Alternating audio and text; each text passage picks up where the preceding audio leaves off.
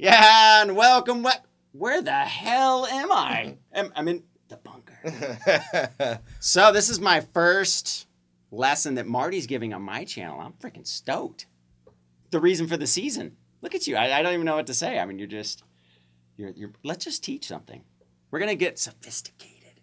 He's the sophisticated, I can't even say it. Sophisticated master. Let's get a little education going in Educated? here. Yeah. Arpeggio. Yes. Because let me ask you this really quick because I get this question a lot. There's some awesome players that are kind of in the jam band circuit, and I know a lot of people want that kind of sound, but they don't know good bands so who are some of your favorite bands? I know you're super hip on players. Yeah. Oh, well, yeah, I mean, I would say that, their jam bands is cool because you can, there's like electronic dance music that fits in that category, but then there's like old school, smooth, like soul jazz that could be like super jazzy. And then you have bands like the Allman Brothers that originated it, Grateful Dead. Yep. And then you've got more singer-songwriter kind of stuff. And you have like bluegrass that fits into that. So there's a lot of different stuff, but people that I know are like truly kind people that I've interacted with. I just played, I got to jam with Slightly Stupid, and they're not really a jam band, but they jam. Yeah. And so that's more of that Sublime thing. Blues Traveler? I jammed with Blues Traveler. Let's not start name dropping here. No, but that's awesome. I mean, it's just because I remember that was one of the things that when we were kids in high school, that was your band. You were harmonica. Blues Traveler was my band. Yeah. And so, to play with them recently was like awesome. A high school fantasy. That's not name dropping. That's just freaking No, it was really cool. But like, I like, bands that I think you guys could check out. I mean, Nicky Bloom and the Gramblers is more of a songwriter kind of band. The Mother Hips. Yeah. Go back to the 90s. The Mother Hips, honestly, are an amazing band. Super amazing songs. Yeah. And they're kind of under the radar. Yeah. And then I had the honor of going out on a little a little tour with Carl Denson, who plays with he's the new sax player for this band called the Rolling Stones. Who's that? And he also played this iconic saxophone solo on Let Love Rule by Lenny Kravitz. Isn't that amazing? And then he's also in his own kind of they're in the kind of jazz, soul jazz resurgence of the 90s. Really, they kind of blew the whole thing up. Yeah. A band called Grey Boy All Stars. And then there's like Soul Live, Derek Trucks. Yeah, so Derek Trucks, I mean, come on. Dude. Derek, amazing. Derek, you out there? We love you. And I would say Derek is just super humble guy. Yeah. I've just bumped into him. And they freaking lay it down. He is amazing. Yeah. And then a friend of his that we have in common that is, just tears it up is Eric Krasno, also known as Kraz, from the band Soul Live. So good. Amazing. Yeah, he's an amazing guitar player. And then Kraz, the drummer from Soul Live, is also the drummer with Carl Denson. Yeah. Who I got to play with recently. So, there was a nice little... I know. It's pretty cool, man. So awesome. Pretty cool. I don't know what to say, man. So, along those lines, like the Soul Live band, stuff like that, it's blues, but with some jazz, a little sophistication in there. So, like... Yeah. So, they like to mix up... that goes all the way back to the fusion of the 70s, like the jazz fusion where... it was bluesy and rock and roll vibe, but with a little bit of twists and turns of the sophisticated kind of stuff. You could say modes, you could say arpeggios, whatever. But the cool thing about that is that you can use your your pentatonic and your blues ideas. Home base. I think if Hendrix would have stayed alive, he would have probably gone more and more into that kind of jazz mixed with the psychedelic stuff. But so, you can take that pentatonic and mix it with just a couple twists and turns. Yeah. And so I think I've got what I wanted to show you guys, and we'll zoom in, is this kind of minor 6 chord, which is really the sound of what's called the Dorian mode. Okay. But you don't have to. I don't like to bog people down. Right. Sometimes, and myself included, I used to think, okay, as soon as I know all the modes up and down the neck, then I'll sound like that. And I was like, oh no, that's not it. No. Like, it's good information, but it's still just about playing and getting the sounds that you want. Well, and it's almost like if you can see the pentatonic scale and that chord inside the scale. I mean, that's definitely. And it's not something that happens in one sit-down lesson. Right. But you learn these little bits, and I mean, it's never been crack. Yeah, it's never been better with the internet and Yep. YouTube and tutorials for anything you can think of. So what I'll just show a cool little device. It's this minor 6 arpeggio that I was like sweeping it. Yeah. A little sweep Cleaning rake. up the floor. Little rake sweep Yeah. vibe in our jam. And so I want to show that because it's just a fun. You can sweep it, or you can pick them out individually, or you can just take a little piece of it. Yeah. And no matter what, if you can see your pentatonic around it, then if you feel like you're getting lost, well, that's good. Because you're pushing yourself. Outside. But then you can just go boom. Yeah. Right back to my dweedity, dweedity, dweedity, dweedity. Right? Sounds good. Cool, man. Let's zoom in for a close All look. right, let's do it.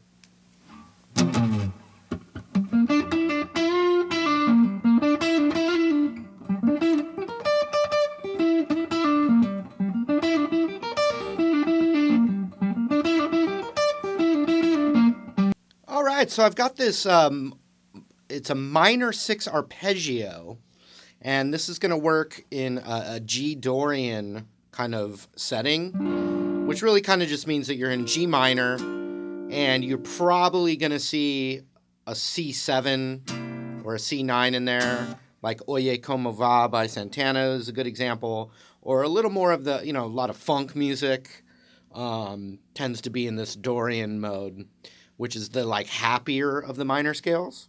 But anyway, you can be jamming, for this example, will be G Dorian.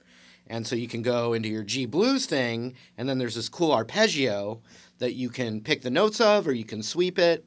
And I'm going to show it to you right now. And so we're going to do it by finding the root on the A string. So it's a G note, which is the 10th fret of the A string right there. And I'm going to put my pinky there. And then my middle finger is going to the minor 3rd, which is the 8th fret of the D string. Then we're going to the 7th fret of the G string.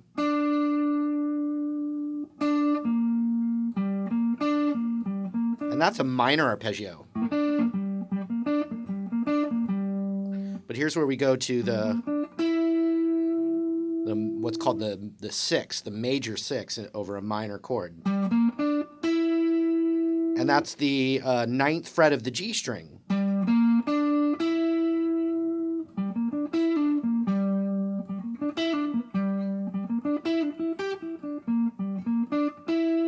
So we've got the root on the 10 of the A. Then we've got what's called the minor 3rd on the 8 of the D. Then we've got the 7th fret on the G. Then the 9th fret on the G. Then with the middle finger, we're going to go to the 8th fret. And that's the root again. So the 8th fret of the B string.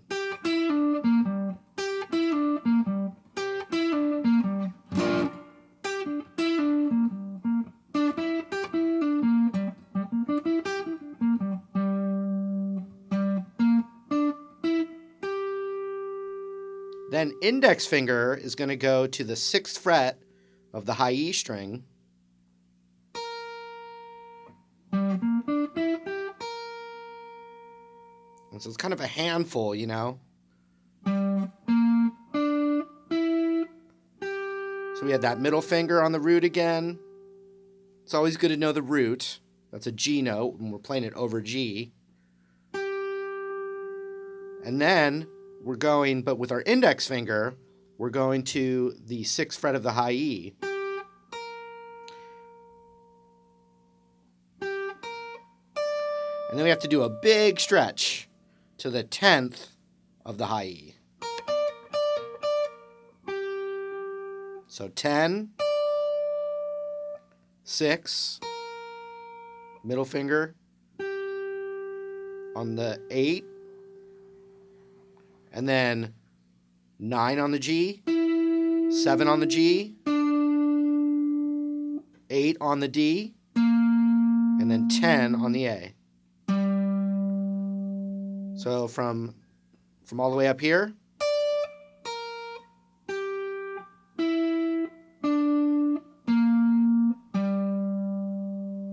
back up. And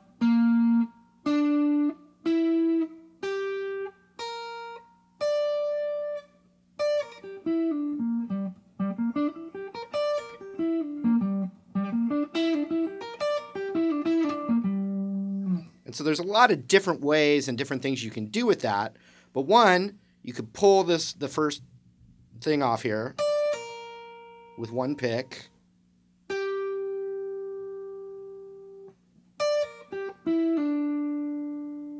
So when you have two notes on a string, you can do a pull off. And then I like to drag across the D and A.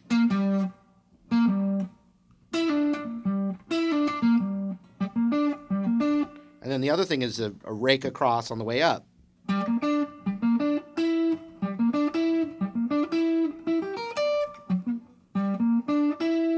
So I'm raking the pick across. And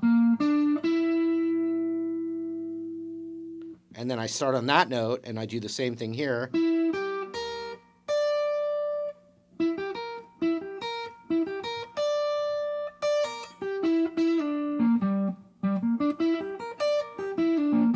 That time I did.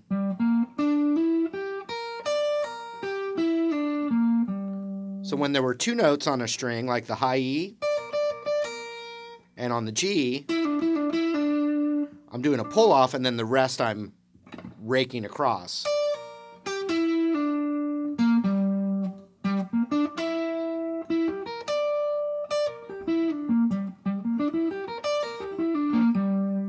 But you can pick every note.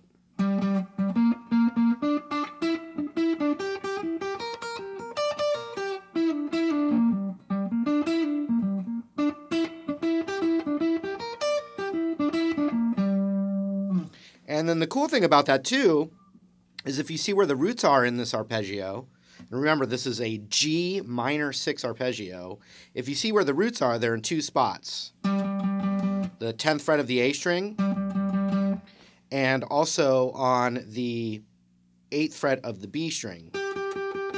So if you know your pentatonic, your minor pentatonic's there based on the root.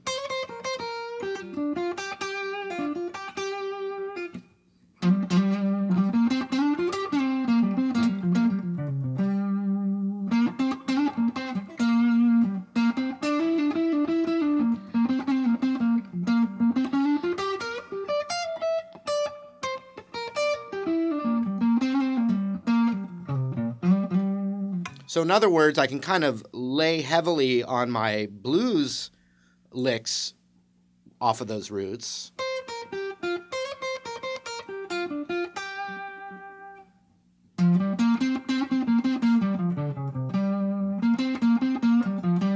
And then if I can start to kind of visually superimpose that arpeggio,